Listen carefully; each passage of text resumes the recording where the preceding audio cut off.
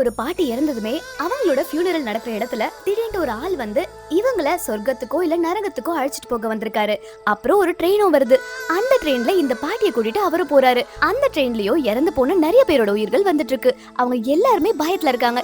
ஏன்னா சொர்க்கத்துக்கு போற வழியில தான் நரகமும் வரும். இவங்க பண்ண பாவத்தோட அடிப்படையில நரகத்துக்கிட்ட தாண்டும் போது யாரெல்லாம் ரொம்ப தப்பு பண்ணாங்களோ ரொம்ப பாவம் பண்ணாங்களோ அவங்க எல்லாருமே அப்படியே அட்ராக்ட் பண்ணி இழுத்துடுது.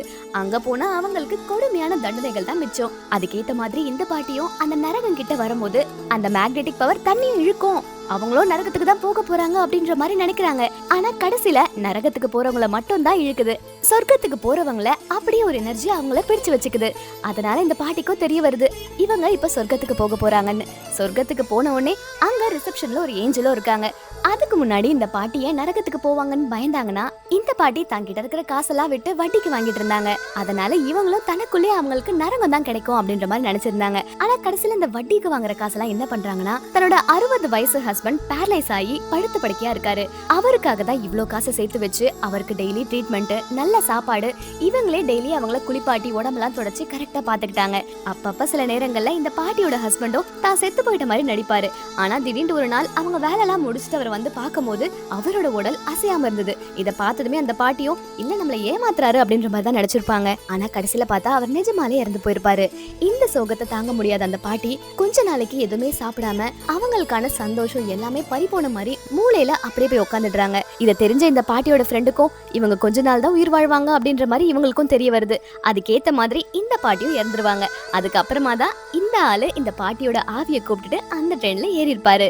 இவங்களோட இந்த ஒரு நல்ல மனிதாபிமானத்துக்காக இவங்க இங்க சொர்க்கத்துக்கு வந்திருப்பாங்க. இந்த சொர்க்கத்தோட ரிசப்ஷன்ல இருக்க அந்த ஏஞ்சலும் நீங்க பண்ண இவ்வளவு நல்ல காரியத்துக்கு இங்க வந்திருக்கீங்க.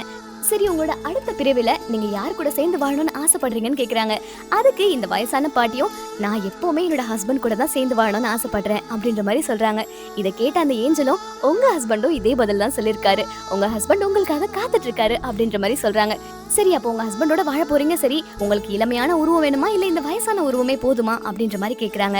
ஆனா அதுக்கு அந்த பாட்டி இல்ல எனக்கு இந்த உருவமே போதும் அப்படின்ற மாதிரி சொல்றாங்க. ஏன்னா தன்னோட ஹஸ்பண்ட் படுத்த படுக்கையா இருக்கும் போது இந்த பாட்டியை பார்த்து தினமும் நீ வயசான பிறகுதான் அழகா இருக்க அப்படின்ற மாதிரி சொல்லிருப்பாரு. அதனால அவருக்கு பிடிச்ச மாதிரி நான் இந்த வயசான காலத்துல இருக்கேன் அப்படின்ற மாதிரி சொல்லிடுறாங்க. சரி, நீங்க போங்க, கொஞ்ச நேரத்துல உங்க ஹஸ்பண்ட மீட் பண்ணுங்க சொர்க்கத்துல அப்படின்ற மாதிரி சொல்ல இவங்களும் ஆச்சரியத்துல அவங்க ஹஸ்பண்ட மீட் பண்றதுக்கு போறாங்க. அங்க போய் பார்த்தா திடீர்னு ஒரு ரூம் ஓபன் பண்ணி ஒரு ஆள் வராரு. இவங்களும் உத்து பார்த்தாதான் தெரியுது தன்னோட ஹஸ்பண்ட் தான் வராரு அப்படின்றது அவங்களுக்கு தெரியுது. அது மட்டும் இல்லாம அவர் ஒரு யங்கான உருவமும் எடுத்திருப்பாரு. தன்னோட ஹஸ்பண்ட ரொம்ப நாள் கழிச்சு பார்த்த இந்த பாட்டிக்கு சந்தோஷத்தோட அளவே இல்லைன்னு சொல்லலாம்.